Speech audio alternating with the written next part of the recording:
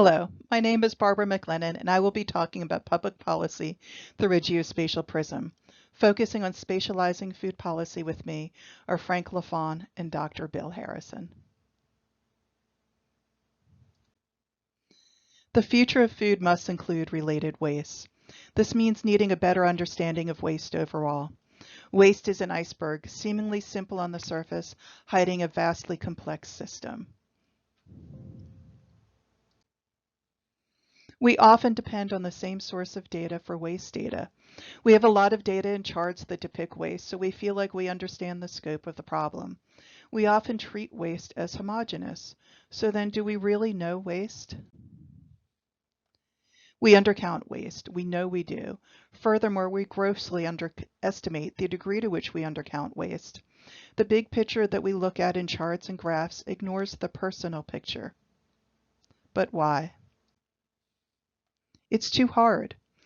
Models simplify things. We consider the personal to be unauditable because average U.S. homes hold 300,000 types of everyday life items. It's my contention that by doing so, we delete the spatial. Policy dictates the practice of waste, rules, regulations, jurisdictions. This is policy with a big or a capital P. We treat public policy as an unknowable black box.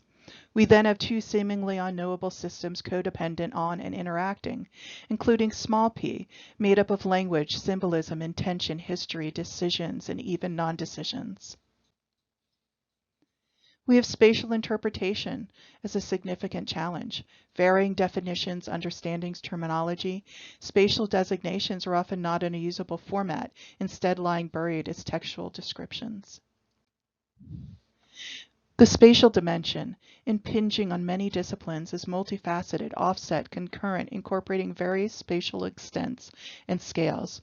We have diverse interpretations of public policy, which complicates spatial representations. Seemingly hard boundaries in spatial aggregation lead to mismatches and gaps in the delineation and recognition of boundaries. Omission of locations such as multifamily housing and family farms amidst a constant stream of new materials and legacy items.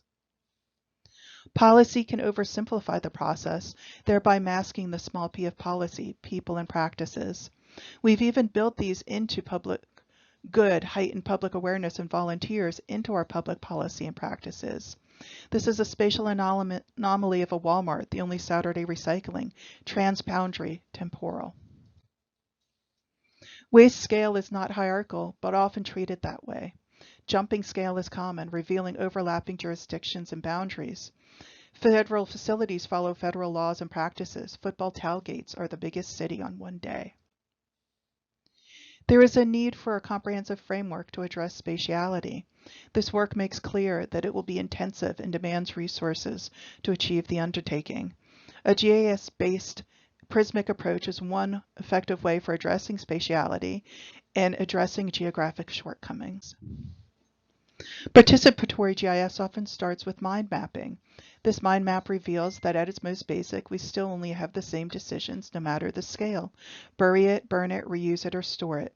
Residents bear the onus for a tragedy of the commons by omission. Participatory mapping and local knowledge can help us face challenges in mapping waste policy, which still tends to be in narrative form. But this approach doesn't completely capture the entire picture. We need to start extrapolating regulatory code and operationalizing it in order to understand the spatial information. We need to look at classifications, typology, policy, jurisdictions, and develop a codified structure.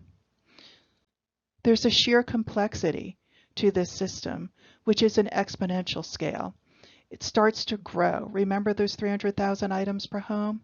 Unwieldy and often necessitating the need to create a proxy waste topology to address it. The outcome is an interrogative, interactive dashboard tool, bringing policy to where people live and creating a real process to push against open dialogue with the public and each other.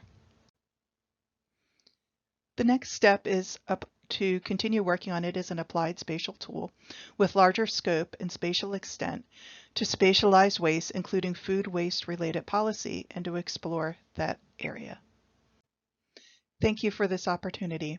I'm a geographer and a waste professional. Like many at Geography 2050, my passion comes from my lived experience, and I'm excited for the future.